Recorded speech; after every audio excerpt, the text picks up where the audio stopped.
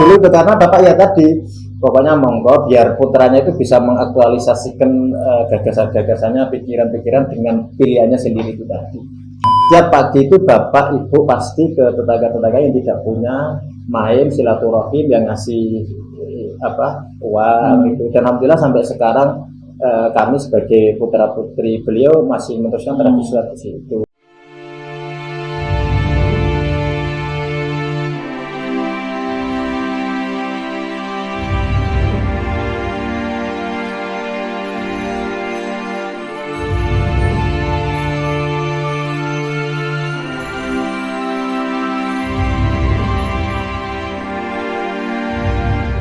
Assalamualaikum warahmatullahi wabarakatuh. Waalaikumsalam warahmatullahi wabarakatuh. Pemirsa, alhamdulillah malam ini saya bisa bersilaturahim ke pondoknya Gus Baha.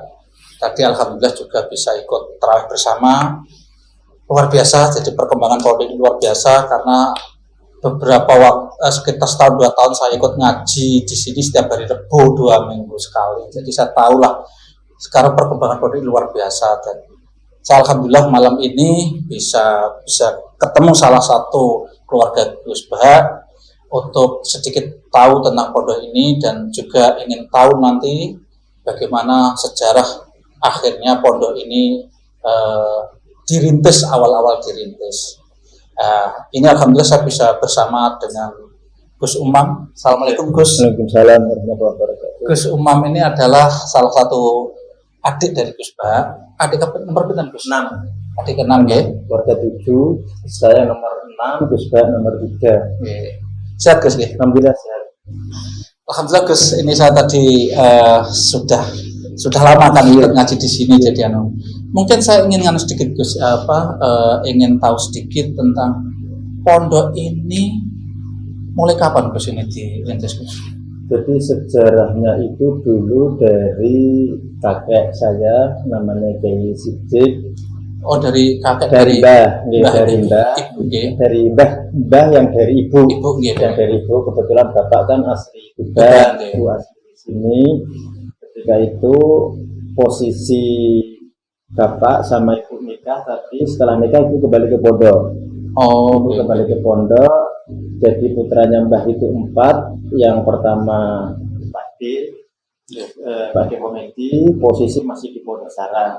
Jadi pasca mbah yang jaler sudah kabudut itu, putra putrinya masih kecil, masih yatim semua, masih yatim.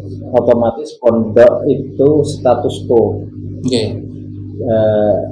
Tetap berjalan, tapi yang ngajar adalah santri-santri dari mbah.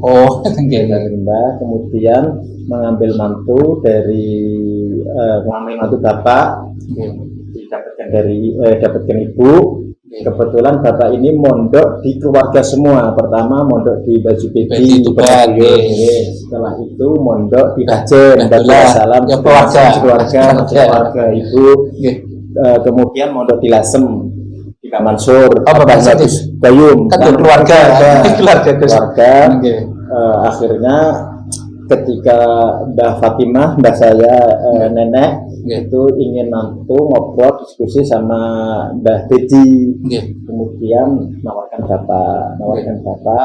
Dulu tentu karena di keluarga pesantren itu selektif banget soal nasab, dilihat dari nasabnya sudah ketemu, artinya ya dulu kan harus berdasarkan kompetensi lah kira-kira itu. Artinya bapak itu waktu untuk meneruskan pondok, ibu kembali ke pondok di Jombang. Posisi bapak di sini meneruskan perjuangan mbah yang di madrasah maupun di masyarakat maupun yang di pesantren itu. Berarti kalau begitu, kalau dianggap mulai berdiri kira-kira tahun berapa Gus? Persisnya saya kurang tahu ya, untuk dari mbah ya, dari mbah. Cuma dulu itu jadi setelah Pak D pulang dari pesantren itu ada, jadi ini dari cerita dari ibu, dari keluarga yang kakak-kakaknya senior, dibagi yang kitab ke Pak D, yang Quran ke bapak, karena Pak D ke Quran. Seiring perjalanan waktu ya istilahnya istilah ummati rahmat itu. Pondok ini akhirnya yang kitab ke Pak D, Bapak mendirikan sendiri yang khusus Quran. Maka namanya LP3IA ya itu. Itu singkatan apa Gus? Lembaga Pendidikan Pengembangan Pembinaan Ilmu Al-Quran. Ilmu Al-Quran. Ya. Gus, sekarang saya akan fokus ke Mbah Nur Salim. Mbah Nur Salim sepanjang yang kita tahu kan tadi kelahiran Tuban. Itu mulai belajar Quran di Mbah Zubaid itu mulai usia berapa Gus? Informasi yang saya dapat dari Bapak maupun Ibu itu posisi Bapak itu masih kisaran umur 10 tahun sudah binador, bil gaib sama Mbah Zubaid. Ya. Jadi Bapak itu hafal Al-Quran masih ya umur belia lah, masih umur di bawah 20. Ada memang sejak awal Mbah Zubaid itu fokus Quran Gus. Iya, fokus Quran. Makanya Bapak setelah itu di Hajan juga kan Salam. Mohon maaf identiknya kan juga Quran. Lah Bapak mendalami kitab dilasen di Mbah Mansur. Terus kan Gus, Mbah Nur Salim itu pas mulai tadi nikah dan mulai diberi tugas dan mriki niku kira-kira tahun berapa dan beliau pas usia berapa kira-kira? Saya persisnya kurang tahu, itu yang mungkin yang lebih tahu yang kakak-kakak ya. Saya itu kan kelahiran, kebetulan saya ini kan lahir juga di Tuban. Jadi putranya Bapak itu 7, semua lahir di sini kecuali saya. Jangan lahir di Tuban. Kebetulan saya tinggal di Tuban. Pernah tinggal di Tuban, saya ikut Mbah agak lama. Setelah Mbah kabur saya baru ikut Bapak. Oh gitu. Iya. Jadi lahir langsung karena Mbah nggak ada temennya. Tapi kira-kira kalau bicara tahun kira-kira tahun berapa? Kalau pondok ini ya kisaran sekitar 60-an lah, 1960-an. Oh, sekitar segitu. Terus berikutnya Gus, ini kami itu kan ya banyak orang Indonesia itu kan sekarang merasa mendapatkan sesuatu pencerahan ilmu banyak kan dari Gus Bah. Fenomena Gus Bah itu luar biasa. Nah, tetap kan kehadiran Gus Bah tidak lepas dari orang tua ya, para guru, orang tua. Mungkin Gus Umam bisa sedikit cerita bagaimana sih Mbah Nur Salim di tengah-tengah keluarga bisa memberikan suasana anak itu putra-putranya menjadi nyaman belajar, menjadi yang itu gimana Gus kalau? Jadi Bapak itu memang Bapak ini kan orang Tuban ya, agak moderat. Jadi membebaskan putra-putrinya untuk belajar. Jadi ketika saya dulu lulus SD, itu pasti Bapak menawarkan, kamu mondok atau sekolah. Sama, bukan hanya saya, termasuk Pak Mahasin, Gus Ro'um Almarhum, Gus Bak dan sebagainya. Dikasih ruang untuk memilih sendiri. Artinya biar punya tanggung jawab.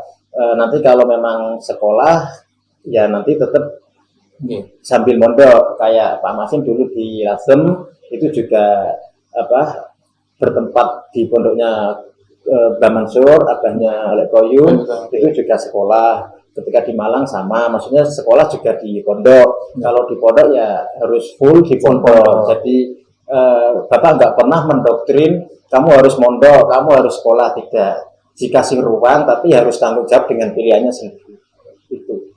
Beliau kan hafid, nggak ada semacam anak-anak harus. Enggak, Bapak nggak pernah itu. Makanya tadi saya ngomong Bapak ini terlalu muda. Dulu Bapak itu putranya satu-satunya kiai, bahkan atau ada 2 atau 3 kiai sekabupaten Rembang yang agak-agak mau tanda kutip tabu putra kiai kok kuliah. Oh gitu kan. Panasin ya. Itu sempat ramai. Kalau dulu kuliah di mana? Di Malang, di IAIN Malang. Di IAIN Malang. Kalau sekarang kan hampir, mohon maaf, putra-putra kiai kan sudah zaman era dulu itu karena Bapak ya tadi pokoknya monggo biar putranya itu bisa mengaktualisasikan gagasan-gagasannya, pikiran-pikiran dengan pilihannya sendiri itu tadi. Kalau kan Gus, ini Bapak nih. Kalau kalau Ibu sendiri perannya mendorong ini anak-anak. Ya sama, perannya sama. Jadi memang sejak kecil kita itu sebelum di pesantren itu yang didik Bapak itu sendiri.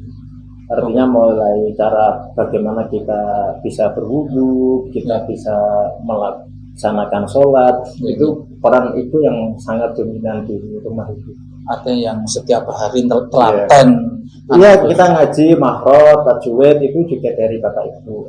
Jadi paling tidak sebelum kita keluar dari rumah itu sudah punya bekal. Artinya fondasi untuk ilmu-ilmu alat. Kalau kita Quran ya tajwid, kalau kita belajar di pesantren ya kita punya ilmu alat, artinya punya sorot, punya nahu, punya i'rab, iqlal kayak gitu. Memang itu dari ibu, dari bapak itu. Berarti Gus ya, kalau bisa kami simpulkan untuk suasana yang akhirnya anak-anak itu menjadi lebih nyaman tuh Banur Salim pada waktu memberikan ini Gus ya, memberikan kebebasan, semacam kebebasan bagaimana anak-anaknya itu berkembang sesuai dengan ya sesuai dengan keinginan dan kemampuan pastinya itu ya.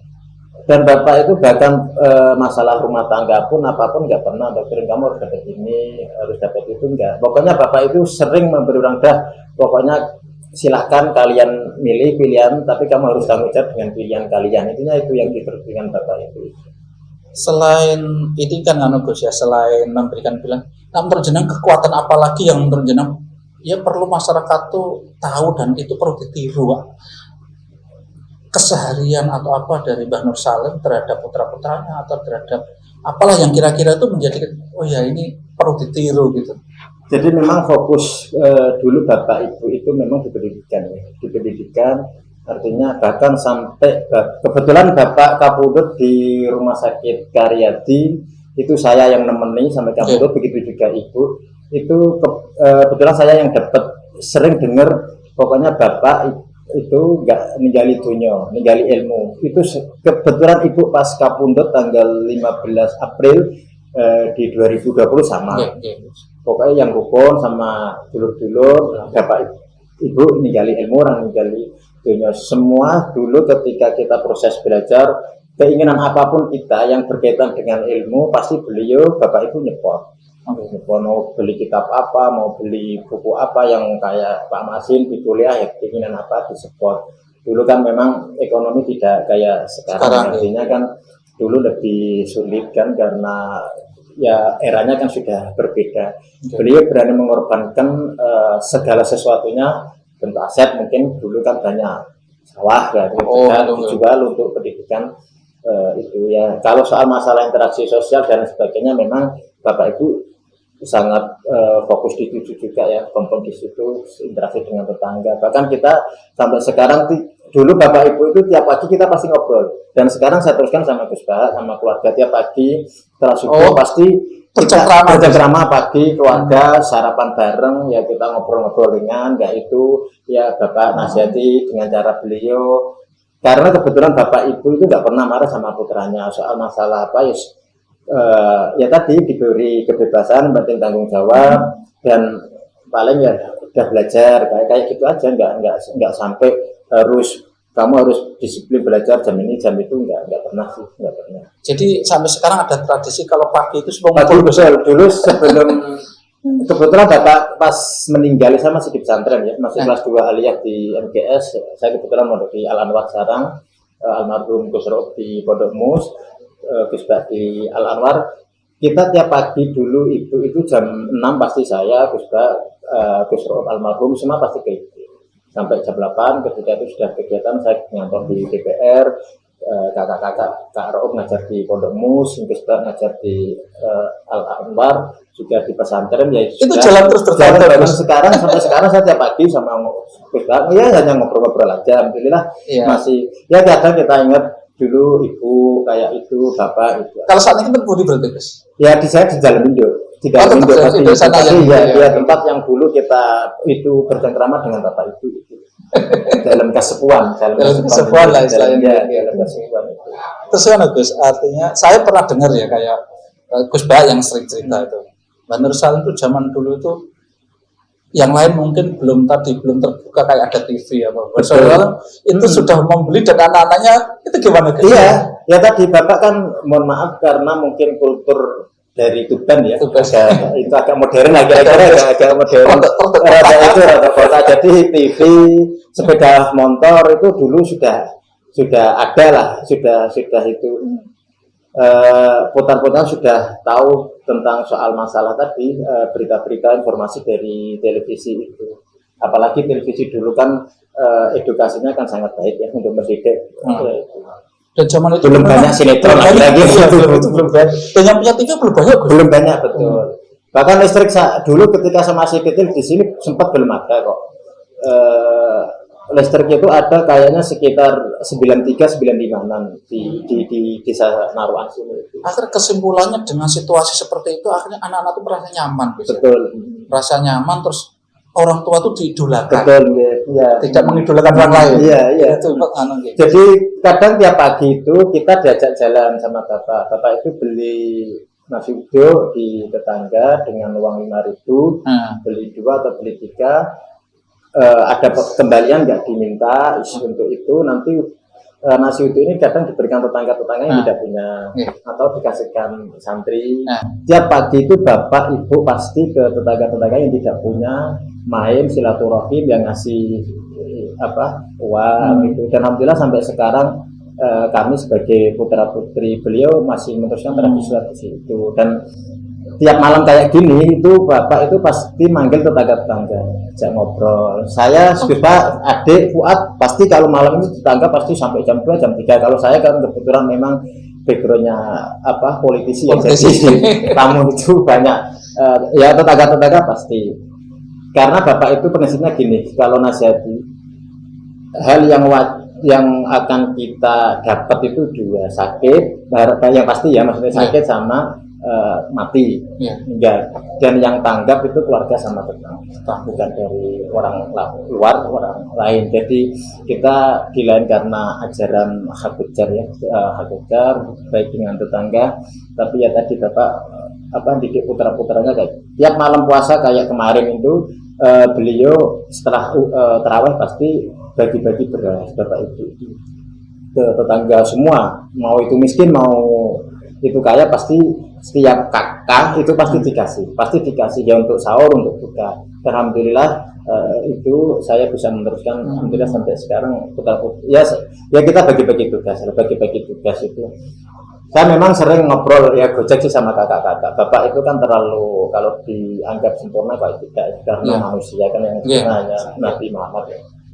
Tapi memang sudah sudah terbagikan lewat putra-putrinya. Jadi kayak tadi saya sering bilang bapak ini moderat, tidak dengan pendidikan formal juga welcome, panasin untuk pendidikan formal. Kebetulan di sini ada MTS, ada aliyah.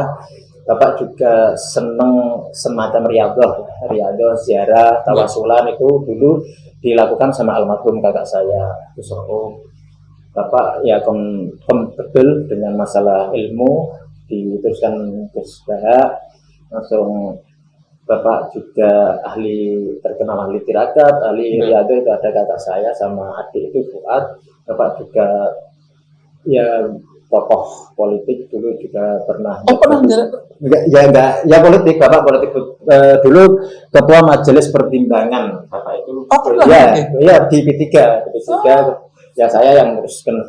Saya sering kadang pokoknya bingung-bingung terus nomam gitu, kode bingungnya gitu.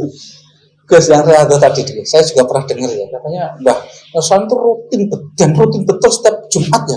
Malam Jumat di Mbah Munang sama Mbah Asmarkoti. Mbah Asmarkoti katanya di Mbah Asari Bejagung. Nah itu dulu yang meneruskan almarhum kakak saya Gus Rohum. Gus Rohum yang sudah meninggal. Yang putra-putrinya juga ikut saya semua. Jadi memang sudah ada bagiannya masing-masing putra-putrinya. Betul-betul rutin nggak pernah Bahkan Kapudut itu kan bapak malam ahad jadi sore, biasanya tidaknya sore bapak ngebis. Bapak itu walaupun punya kendaraan, dulu mohon maaf punya putra wakil bupati, jabat aktif, bapak tetap ngebis ke Tuban. Artinya kalau kita menggunakan fasilitas ada dan bisa, tapi bapak lebih seneng ngebis. Setelah itu mundur pas Kapudut itu tanggal 14 Agustus 2005 dari Tuban datang dini hari ngajar. Bapak itu rawuh jam berapapun, capek apapun, gerah apapun pasti tetap ngajar. sama santri-santri. Kebetulan ada acara di Tuban, kembali ke Tuban, di acara pulang ngeluh lambungnya sakit, dibawa ke puskesmas, akhirnya dibawa ke rumah sakit Rembang, dirujuk ke Semarang. Sabtu setelah asar di Semarang jam 11 malam Ahad beliau kabudut itu. Berarti anak Bu, memang nak saya cerita tuh istiqomahnya Istiqomahnya dalam ya melakukan luar sesuatu. biasa, betul. Itu enggak hal yang mudah ya, karena beliau juga punya kesibukan di luar pesantren, ya, artinya beliau di luar pesantren sering isi acara-acara pengajian, dakwah itu dimanapun. Beliau pernah di Lumajang, pernah di Ispokan, di hampir Nusantara lah. Tapi beliau juga menyebutkan pasti malam Jumat itu nggak bisa diganggu gugat untuk di ikutan tawasulan. Iku sing manggal. Iya, berat ya. Saat ini siapa Gus? Setelah Gus Rawan sing kan sama. Saya dengar cerita, jadi memang dari orang-orang yang kelola Bonang pun kan cerita betul, saling rutin. Betul. Ya Bapak memang sering ibu nak kepengen anak pinter memang kudu tirakat ya. Kalau orang Jawa kudu tirakat. Ya saya sering gojek sama sing tirakat, sing do tirakat. Nah aku ora sanggup aku stasi. Nah, Gus sering cerita itu kan Mbah jenengan yang dari Mbah Nur Salim itu juga suka tirakat Gus. Yang Mbah Nur Salim ya abahnya yang nggak keluar dari rumah sekitar 24 tahun. Mbah Nur Salim abahnya bapak. Mbah Nur Salim abahnya bapak itu. Jadi segala aktivitasnya full di dalam.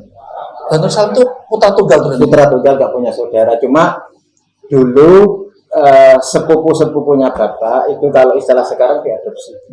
Artinya karena nggak punya saudara, jadi kalau orang Jawa bilang misanan lah ya, misanan di anak lah. Kalau bahasa sekarang diadopsi itu sekitar 5 atau 7 orang, jadi kayak saudara kandung. Saudara kandung. Jadi kalau kita keluarga Kutuban ya keluarga itu. Sebenarnya keluarga besar sih sebenarnya bapak, cuma bapak yang sendiri, bapak yang dari Mbah itu hanya putaranya bapak itu, tapi sepupu banyak sampai sekarang alhamdulillah yang masih sambung, dan putar-putarnya juga sekarang menurut di sini. Kados Gus Bah ini kan memang fokus sejak awal disiapkan untuk ngaji Gus ya. Emang nggak sekolah umum sama sekali? Iya Gus Bah setelah SD langsung di Sarang. Artinya umumnya di SD. Langsung di MGS itu ya. Di Al-Amba, di Bangladesh, langsung sama di MGS itu aja, nggak pernah pendidikan formal lain. Cuma beliau kan memang kuat dari sisi otodidaknya itu. Nak jenengan juga di Sarang Gus ya? Di Sarang, di Al-Anwar. Saya masuk 97-98 sampai sekarang lah, maksudnya sampai sekarang. Kalau santri kan nggak boleh kata-kata pensiun kan nggak ada. Dan alhamdulillah saya sampai sekarang kan termasuk jadi ketua DPC P3 kan ya karena Sarang lah, karena perintah. Nah dari jalur itu jenengan ketemunya mangke ke Mbah Bedi, ketemu Yesa. Ya dari Ibu, kalau masalah soal nasab yang diceritakan Pak Said Akil, Sirot ketika haulnya Mbah Hamid Pasuruan, mulai Ibu itu, jadi Ibu ini ada itu ya. Ibu ini punya ibu namanya Fatimah. Mbak Fatimah itu punya namanya Mbah Idris. Mbak Idris ini representasi dari keluarga Lasem. Kebetulan Mbak Idris ini putranya Mbak Umar itu punya putra namanya Mbak Abdullah. Jadi Mbak Idris sama Mbak Abdullah ini kandung. Mbak Abdullah melahirkan Mbah Hamid Pasuruan. Mbah Hamid Pasuruan. Berarti sama mbah saya, Mbak Fatimah itu posisinya sepupu. Lah, Mbah Idris ini punya garwo, lah itu dari keluarga Hajar, dari keluarga Kudus. Mbak Sofia itu punya ibu namanya Mbak Hafsah. Lah Mbak Hafsah itu dari Kudus melahirkan ya banyak yang itulah kayak Pak Said Akil Sirot, sama Gus Koyum. Termasuk Mbah Mat, Mbah Jubedi itu dari Mbah Buyut yang putri. Betul. Oke Gus, alhamdulillah sudah banyak cerita dari yang kita peroleh dari jenengan. Tapi intinya yang saya inginkan ini adalah cerita dari Mbak Nur Salim tadi bisa memberikan inspirasi kepada kita ya, terutama ketika kita itu menghadapi anak-anak kita, paling tidak anak-anak kita tuh dilukis. Menurut saya yang Mbah Nur Salim sukses itu adalah menjadikan beliau sebagai figur yang oleh anak-anak memberi kebebasan, cuma tidak berarti di luar begitu kan tetap ada semacam supervisi, kan artinya tetap diwanti-wanti, ya sebetulnya sering mengingatkan ilmu ini harus dengan cara belajar. Terus ini akhir-akhir Gus ya, saya mau soal pondok itu, dari pengelolaan pondok sekarang Gus ya, artinya bersama putra-putra ini Gus ya. Ya fokus tetap Gus Bahak ya, pengasuh utama Gus Bahak, kita saudara itu ya hanya sekedar membantu aja. Oh gitu, jadi memang sentralistis semua di Gus Bahak, jadi kita bantu apa yang kita bisa bantu ya, bersama sih, tanggung jawab kolektif ya, kolektif cuma penanggung jawab pengasuh utama sama Gus Bahak. Jadi nanti kayak soal masalah apa yang kita diskusikan bareng, kalau mau bangun ya udah nanti ini gitu. Asal ini Gus, artinya kan tidak hanya fokus Quran ya, sudah kalau ya, ada kitab sih, saya juga ngajar kita juga ngajar kitab Quran, doa semua itu ya, cuma kontribusi persentase tetap ke Gus Bahak, semua muaranya semua tetap di Gus Bahak. Sekolah formalnya gimana nonton Gus? Sudah ada MTS sama Alia. Oh, itu pengelolaannya juga Ya, jadi satu, cuma itu lebih fokus yang ngurus Pak Mahathir yang gitu, yang kakak yang itu. Oke, mantap Gus. Mantap nuwun jenengan ini nyuwun sewu pemirsa, ini di luar sudah banyak tamu yang nunggu pemirsa. Jadi sejak tadi itu tamu tidak pernah selesai untuk akhirnya meluangkan waktu bikin begini, itu juga meninggalkan banyak tamu. Jadi kalau terlalu lama juga kasihan tamunya di luar. Tapi terima kasih sekali loh Gus, teman-teman menyempatkan waktu untuk sedikit cerita tentang Mbah Nur Salim. Yang kami inginkan adalah semoga cerita tadi memberikan inspirasi, bisa dijadikan contoh biar orang tua lain juga bisa mendidik anaknya dengan baik. Cukup sekian pemirsa. Assalamualaikum warahmatullahi wabarakatuh.